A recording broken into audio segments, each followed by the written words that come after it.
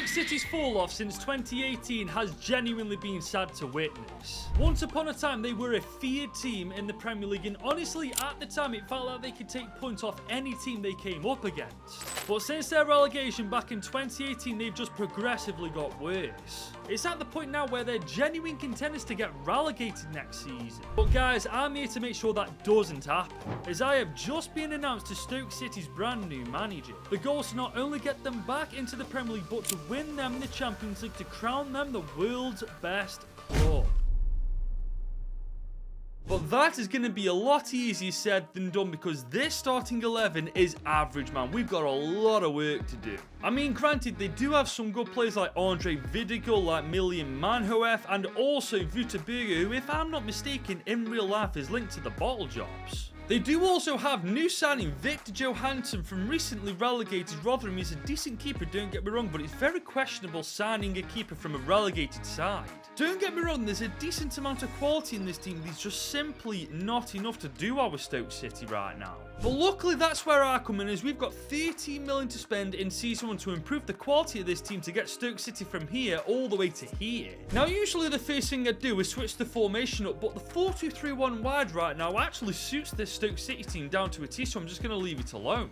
And we are going to be rocking the wing play tactical vision, because quite frankly, I feel like our wingers are going to be our best players for at least the first 2 or 3 seasons. And after meddling around with the team a little bit, this is our strongest and most promising starting 11 that we can field. And like I said, guys, we do have a lot of work to do. Now, one thing you'll have noticed, Mehdi Leris is playing as an attacking midfielder in that starting 11. It'll only take him 2 weeks to become one, so I'm going to give him a shot in that role. And I'm doing this because he's the exact same overall as Daniel Johnson, just 5 years younger. I feel like it kind of makes sense. I've also stuck all 4 of these players so far on the loan list, primarily because they just won't get game time in this team right now, but hopefully elsewhere they will, and massively improve at the same time. Well, this does beg the question, where are we going to put this 13 million? But to be honest, guys, if you know me, it's kind of obvious. We're definitely putting that money into this back line, man, because quite frankly, the rest of the team actually isn't too bad. It's just the defence that massively let Stoke City down right now. I mean, granted, Tucha Maidu is only 19 years old, but he's 64 overall. If we are actually to survive the championship and do well in it, he cannot be in this starting 11.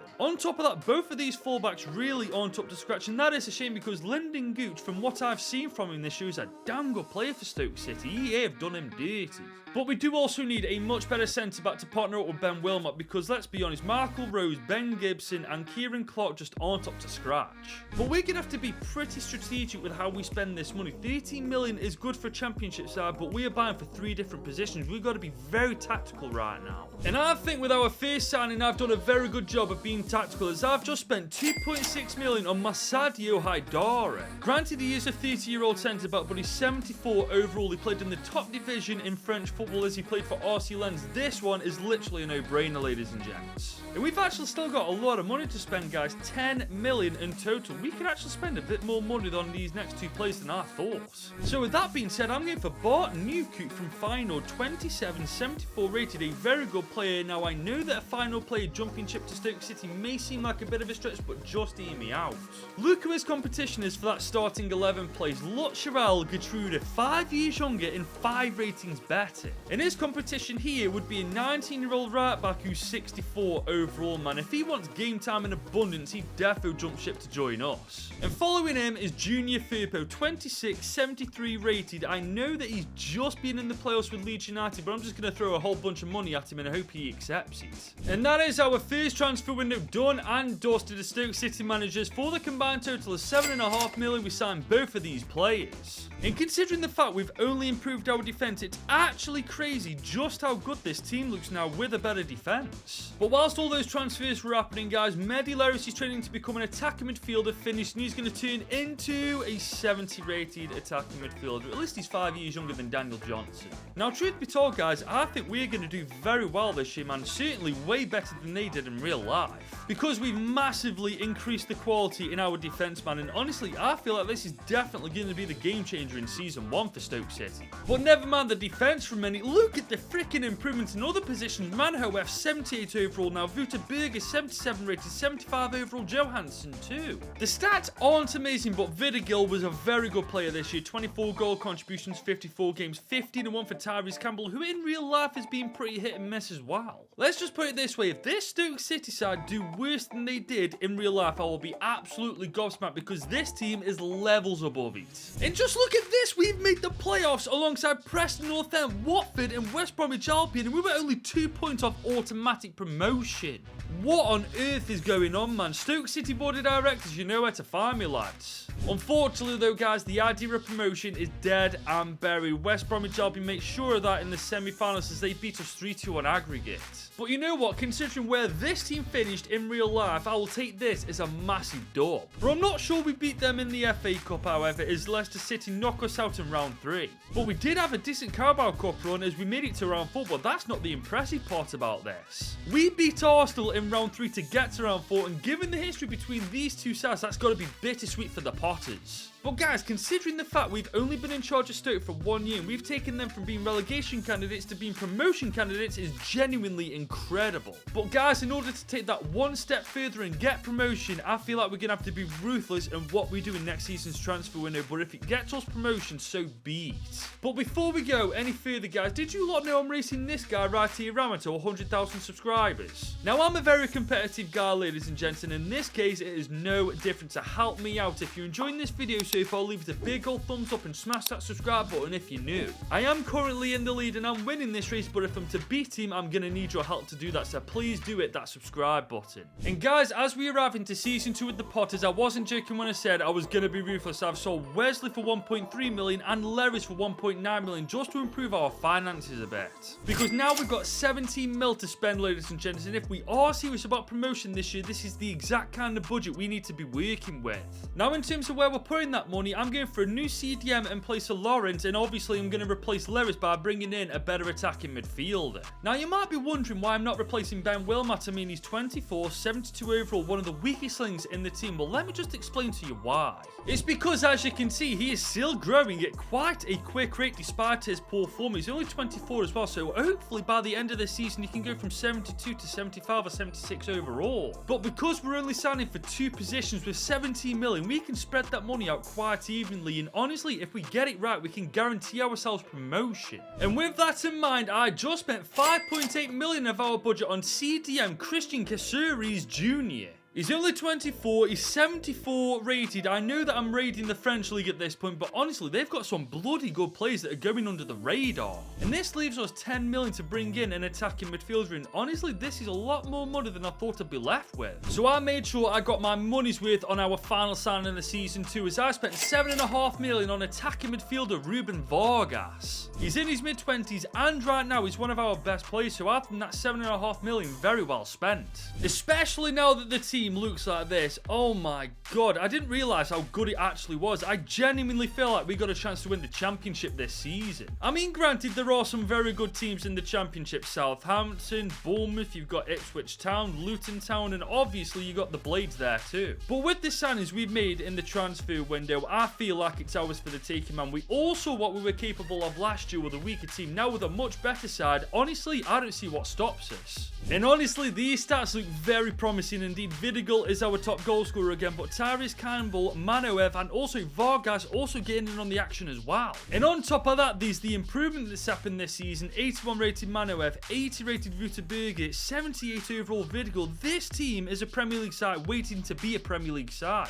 I mean, yes, there's obviously some weaklings that we do still have to sort out, but for the most part, guys, I reckon that this is a bottom half table Premier League team waiting to happen. And it may just happen, ladies and gents, because we are in the playoffs once again alongside Southampton, Sheffield United and Watford. And this time we're in the final after battering Sheffield United 4-1 in the semi-final. We are up against a pretty decent Watford team, but honestly, I feel like we're levels above them at this point. But it's alright me saying that. Can they prove it on the pitch where it counts? Yes, we can. We've absolutely annihilated them 3-1. Stoke City are once again Premier League. Let's be completely real though, it's about damn time the Potters got back into the top flight of English football, isn't it? But we've had a stinker once again in the FA Cup as Cardiff have knocked us out in round 3. And Everton have knocked us out in the Carabao Cup straight away in round 2. But I'm not being funny, it's going to take a lot more than a dodgy FA Cup performance and a dodgy Carabao Cup performance to drown out what we've done this year, because we've got Stoke City promotion. But that's the easy part, guys. The hard part's keeping them up, because even the mid to lower league table sides like West Ham, Brentford, Nottingham Forest are all much better than us right now, so we've got to make sure that Stoke City are up to scratch. Otherwise, our time in the Prem will be very short-lived, and all the hard work we've done to get them into the Premier League will be nothing, because we'll get sent straight back down to the Championship.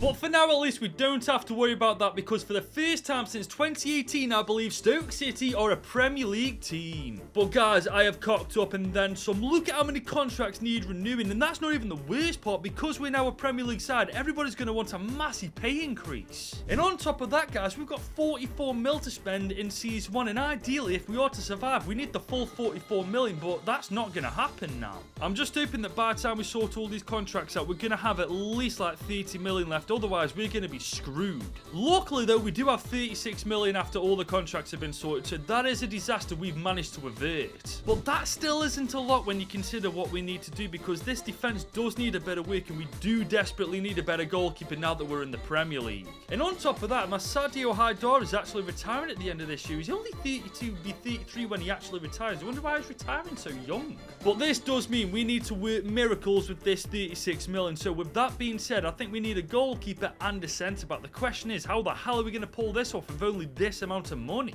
Well, I started by bolstering our defensive lineup by spending 12 million on the dot on Joseph Idu. He's almost 30 years old, granted, but he's 80 overall. He's literally the perfect replacement for Sadio Haidar. And this leaves us 22 million to find a better goalkeeper than Johansson. Luckily, I have managed to find one. Sevilla's Ivan Provedel looks like a great replacement for Johansson. He's 31, 82 rated. This guy may solo keep us in the Prem.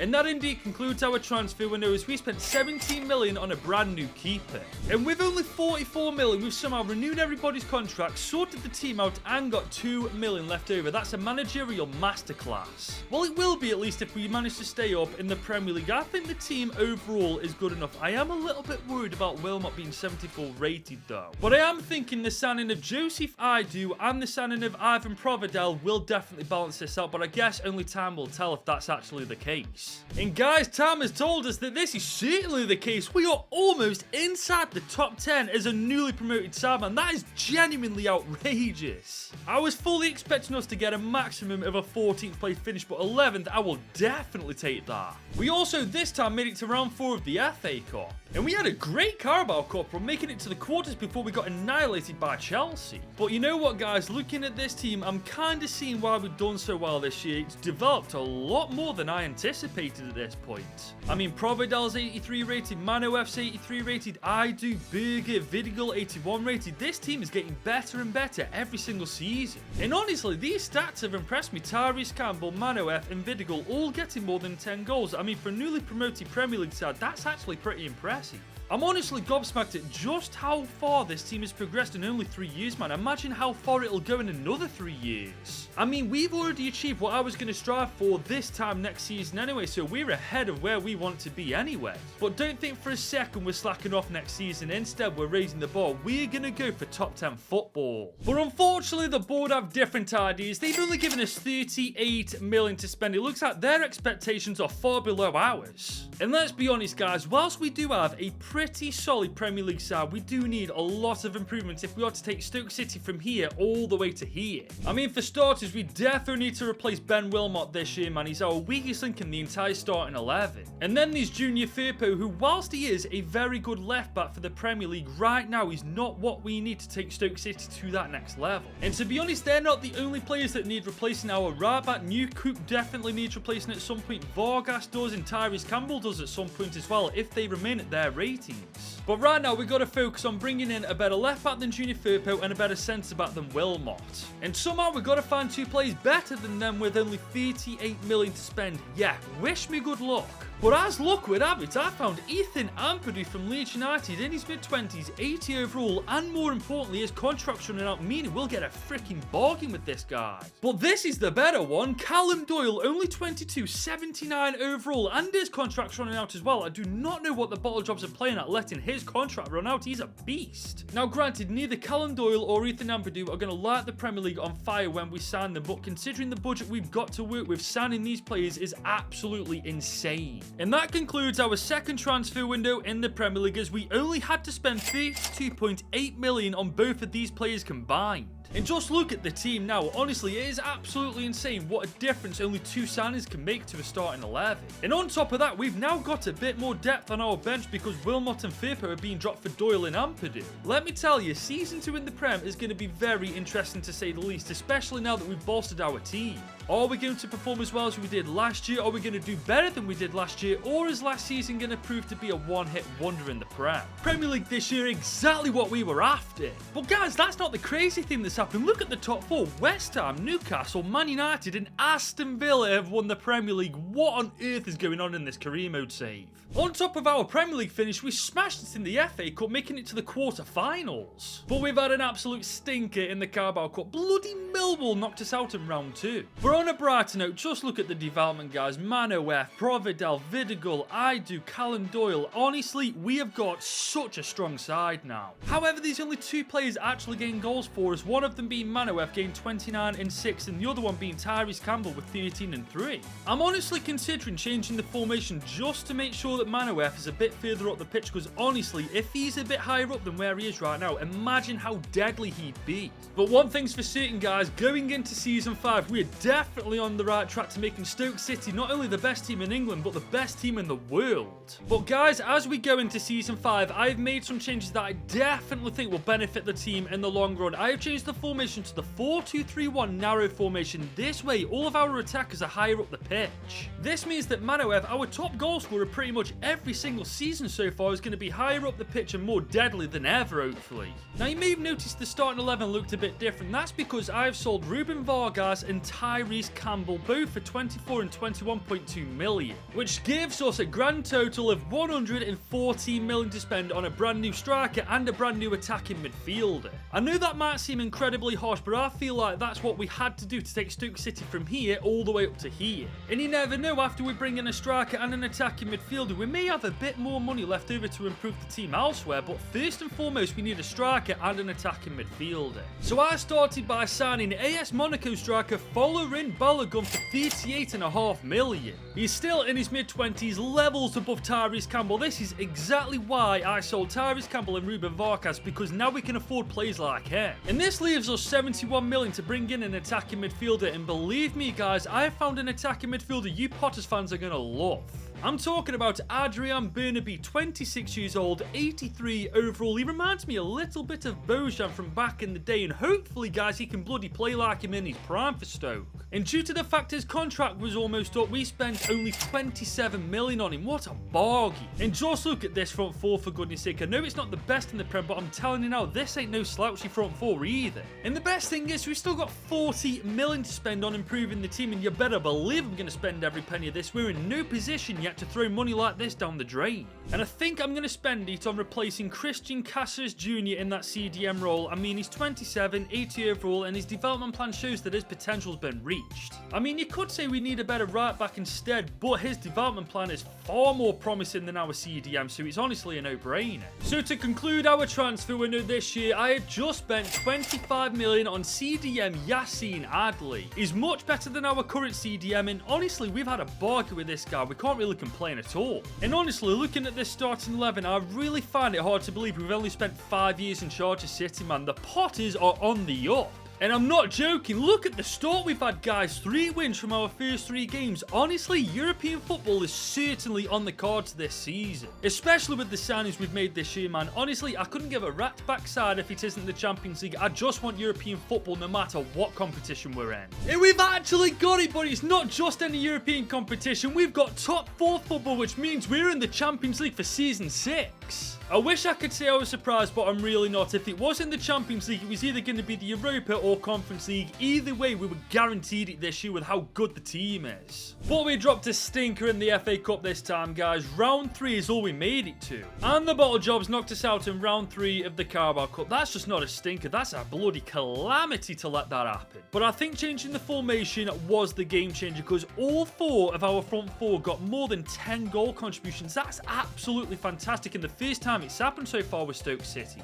I'm not only buzzing with how good this team is, but I'm buzzing with how we performed as well. Champions League football for Season 6. I am buzzing with that. But it's not going to be an easy job to win the Champions League, because PSG and Real Madrid, the final bosses of the Champions League, were both in the final and PSG beat them. And as good as this team is now, we're still a long way away from being on the level of PSG and Real Madrid. We have still got a ton of work to do with the Potters. But it looks like the board are finally on the same page as me, as we've been given 132 million on the dot. It looks like they want us to do well all around this time. Now, like I said at the end of last season, we do have a lot of work to do, but let's just take this one step at a time. For starters, Josie Fardu is getting on a bit now. He's almost 33 years old, and we all know what starts to happen when you reach that age. And it's the same story for our right back, Bart Newcoop, 32 years old, 81 overall. If we are to do well all around this time, we've got to replace both him and Josie Fardu. But with us being in Europe this time, we can't just replace them willy-nilly. We've got to replace them with absolute quality. And that's why I spent 52.2 million of this budget on Tino Livramento. He's in his mid-20s, 85 rated. Honestly, I couldn't think of anybody better to replace our current right back. And this leaves us 77 mil to replace Josie Fardu in the team, and honestly, I've got the perfect centre-back in mind. Jared Branthwaite, currently linked to Manchester United in real life, 86 overall, 26 years old, somehow not a part of the England team. I think Southgate's an absolute donut for that, because he is absolute quality. And that concludes our transfer window, as we just about managed to sign Jared Branthwaite for 72.1 million. But as one bit of business ends for us, another soon begins, as we are in the UCL for the very first time with the Potters in Group B alongside Atletico, Lazio and Malmo. And honestly, even though our team is very good, I feel like there's a chance we're going to go to the Europa League. Especially with the start we've had, guys. 1 win from our first 3 games in the Prem. I mean, that is not good at all considering how good the team is. But one way or the other, guys, it's going to be very interesting to see how the Potters cope with Champions League football alongside the Premier League, FA Cup and Carabao Cup. Well, guys, we didn't handle it well at all in the Champions League. We did come close to going through to the knockouts. Unfortunately, as I suspected originally, we have been grouped and sent to the Europa League. But in fairness, we do win our preliminary round against Braga, and we go to the round of 16. But that's as far as we make it, as Marseille knock us out 3-2 on aggregates in the end. But hang on, I'm sorry, why are Marseille all of a sudden beating us every time we play against them? They're on Bayer Leverkusen territory, I swear to God. But the good news is we are once again in the Champions League next year, as we finished inside the top 4. We also had a decent FA Cup run, making it to round 5.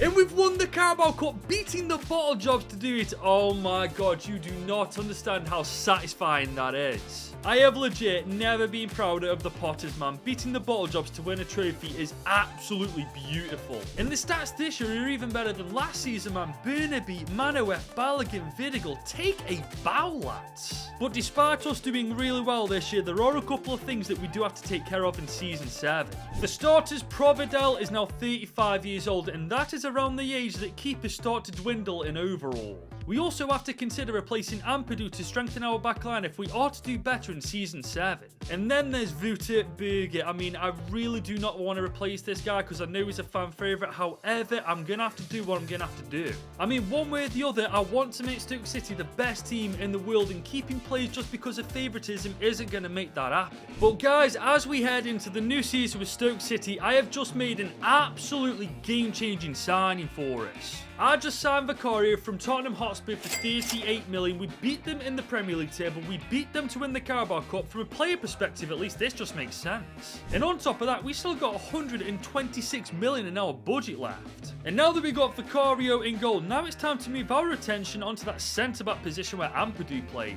And believe me when I say, guys, I haven't messed around with this transfer, as I spent 50 million on the dot on Gonçalo Inácio. He's only 27, 87 rated. I mean, him and Branthwaite as a centre-back partnership are going to be an absolute nightmare to get past. And this still leaves us 73 million to spend.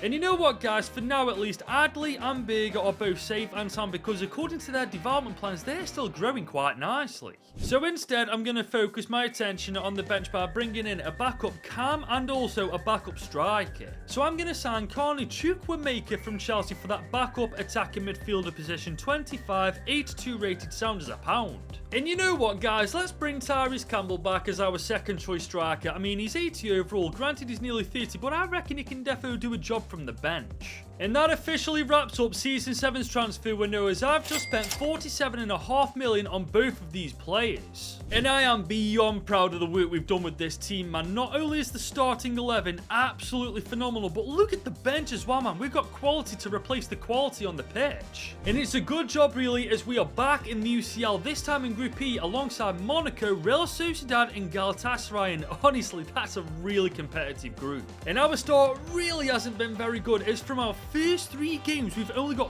1 goddamn point. This team needs to book its ideas up, man, because a team this goddamn good belongs nowhere near the bottom 3. And I know that we haven't had the best of starts in the Premier League, but with the signings we've made this year, honestly, I feel like we've got a great chance to win the Champions League. I mean, at the very least, we have to make it out of the group stage, man. We can't go 2 competitions in a goddamn row getting grouped. But never mind, now we're done in the Champions League. We've had a stinker in the Prem. We are 6th in the league. How in God's name does that even happen? I can't grasp how we've built a team so good, yet we've done so poorly in the Prem, man. Something isn't adding up here. Something really doesn't add up here, is we've won the FA Cup. How does that even work?